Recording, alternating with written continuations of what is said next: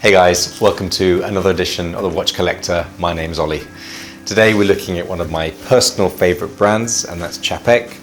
And in particular, as you may or may not know, I love their Antarctique, but we're looking at a really special one, and that's the Flying Diamonds. But before we do, the obligatory wristwatch check, Laurent Ferrier Sport Auto.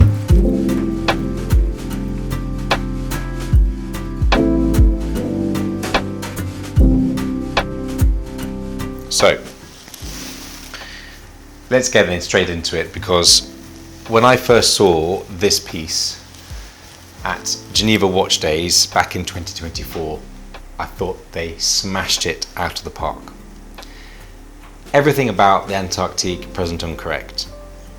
Great finishing, great wrist presence without being too much over the top, 40.5 millimeters in diameter.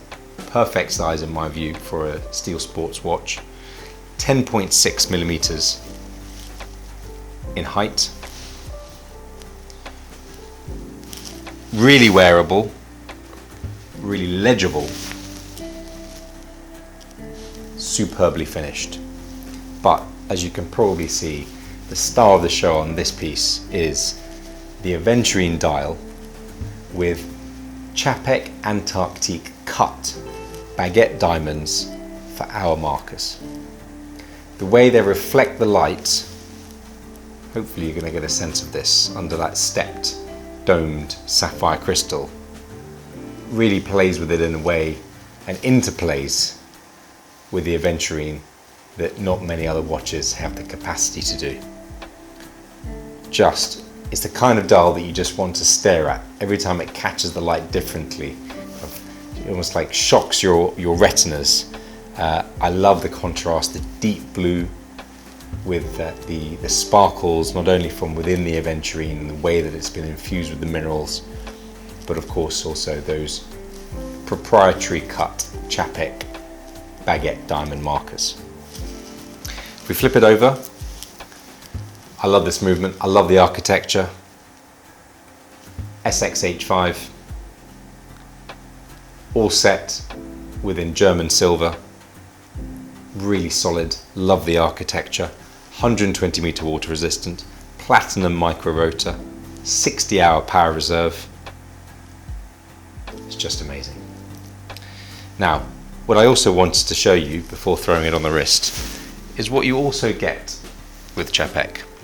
So with each of their Antarctiques, you get, of course, the bracelet, but you also get a matching either rubber or material strap.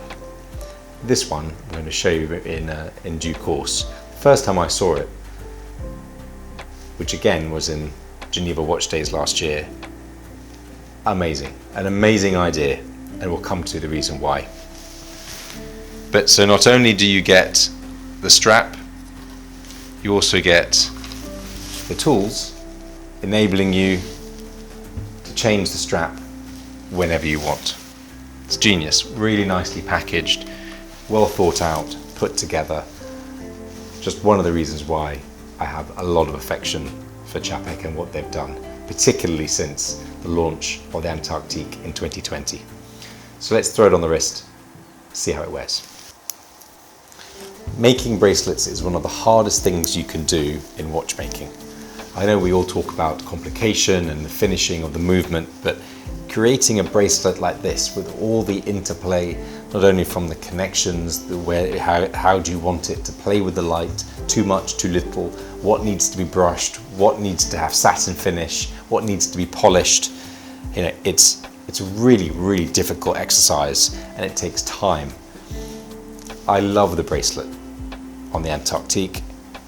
In my eyes, it has just enough bling, shall we say, to really mark it out as an horology stainless steel sports watch, but not too much. Not enough to be noticed, but not enough to be ostentatious. But my word, when it interplays with that Aventurine and those diamond markers, I think it looks superb. So, we're going to cut away a little bit to those straps. And the reason why is because actually what Chapek did with Rousseau, I believe Rousseau make their straps, is in order to complement the dial, they infused diamond dust into the exchangeable straps. And in the sunlight, it looks amazing. So guys, that's the limited edition Czapek Antarctique Flying Diamonds. Probably won't have escaped you that I think this watch is spectacular. I love how it presents itself. I think it's just right. Not too much, not too little, like Goldilocks and the Three Bears and their porridge, but one of the best, in my humble opinion, Antarctiques Chapek have made. I'd love to know what you think. Too much, too little, just right. We'll see you next time.